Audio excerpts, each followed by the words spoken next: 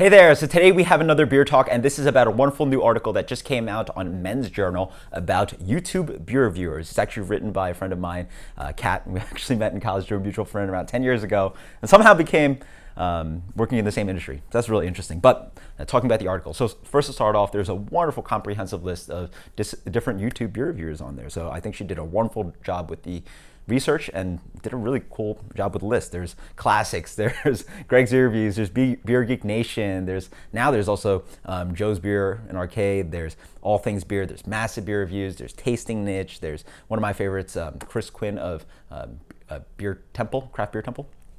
So just awesome, wonderful list. Please check that out.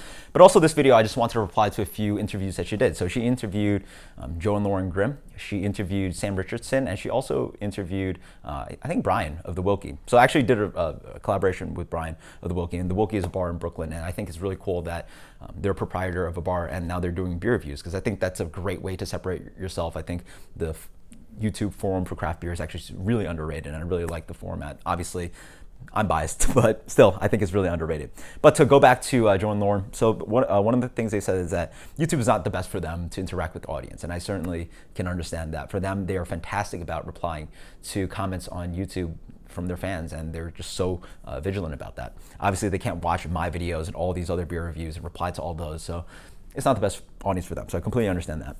Another comment they made was actually really interesting is that there's a huge amount of subjectivity in it, and obviously my rating is going to be silly and subjective, but then at least with Untappd you have a mass amount of ratings, so at least an aggregate. But for me, I actually appreciate that to be the strength of something like YouTube beer reviews. So with an aggregate like Untappd, it's just easy to get lost. I mean, what is a number? What is Yelp with thousands of reviews on a restaurant, or Rotten Tomatoes with like 40 critics? I really want, sometimes I want not only an aggregate, but an expert or someone that I agree with. So it could be a friend that I really agree on with music, TV, and film, or food, and they really recommend something. Then I'm gonna probably listen to them because I've tended to agree with them. And I like the fact that I can hopefully offer some kind of complimentary opinion along with the Untappd number. It's just a number in the end. This way, if you watch my video, I can hopefully give you some information about the beer, explain some things about the beer, give you some tasting notes, and talk about why I like it or don't like it. And hopefully that helps. And if you disagree, that's completely fine. I completely accept that. But what I really want to do is hopefully there are people out there that have similar mindset with me and tend to agree with me, and hopefully I can help them make better and cooler choices in craft beer. And if you tend to agree with me, then thank you so much for checking out the channel. I like using both an expert source and also just the aggregate source. That's my opinion.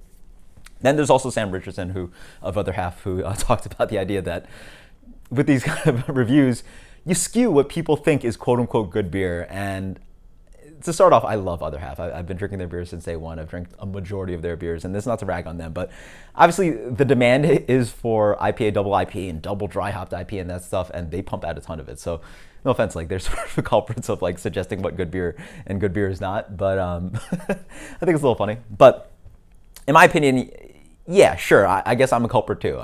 I like my slutty IPAs, I like my barrel-aged stouts, just like all the other geeks out there, but I try to keep an open mind. I really do. I hope you guys see that sometimes. I do basic beers because I really want to promote beer education and offering different styles that are available out on the market, and hopefully you don't pass by a bunch of the classics out there. Also, I have been around a lot of craft beer geeks, and I've seen it myself personally. Walk in, do you have the new double IPA, new double IPA? Nope, all right, I'm out the door.